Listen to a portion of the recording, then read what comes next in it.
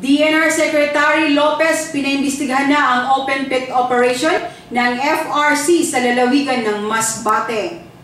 Naglunsad ng masusing pagsisiyasat, kamakalawa ang audit team mula sa tanggapan ni Department of Environment and Natural Resources o DNR, Secretary Gina Lopez upang alamin ang katotohanan tungkol sa mga reklamo ng Alliance of Concerned Residents of Aroroy o ACRA sa operasyon ng Filmenera Resources Corporation o FRC sa bayan ng Aroroy, lalawigan ng Masbate.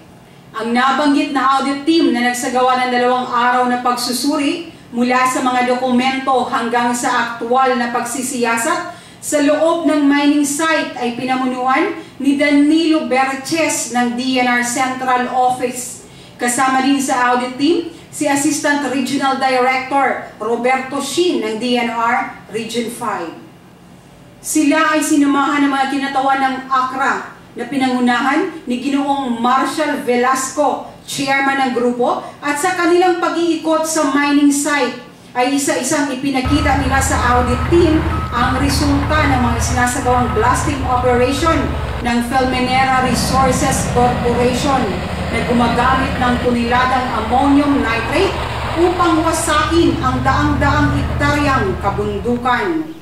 Ayon sa ACRA, yumayanig ang buong barangay na naaabot ng operasyon ng Filmenera Resources Corporation dahil sa sobrang lakas ng pagsabog na naging sanhi ng pagkakabitak-bitak ng mga bakod na pader,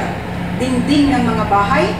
sahig, Poso Negro at iba pang mga pag-aari ng mga residente mula sa 8 barangay na direktang apektado ng nasabing minahan.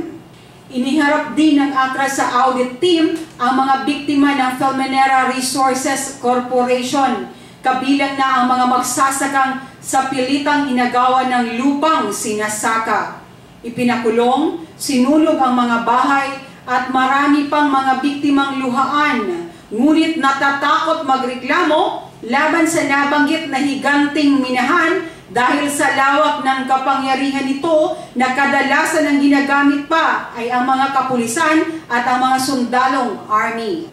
Bukod dito, ipinakita din ng ACRA ang mga apektado ng naturang mining operation tulad ng mga tulay, kalsada, pataniman ng mga valuable crops, reservoir, dam at maging ang mga ilog ay sinaraduhan na ng FRC at inililipat ang mga daluyan ng tubig sa ibang lugar sa pamamagitan ng mga plastic hose kung saan ito ay malinaw na paglabag sa Republic Act 7942 o Philippine Mining Act of 1995. Exemptions: the following shall be closed to mining locations: areas near or under public or private buildings, cemeteries, archaeological and historical sites, bridges, highways, waterways, railroads, reservoir, dams or other infrastructure projects, public or private works including plantations of valuable crops.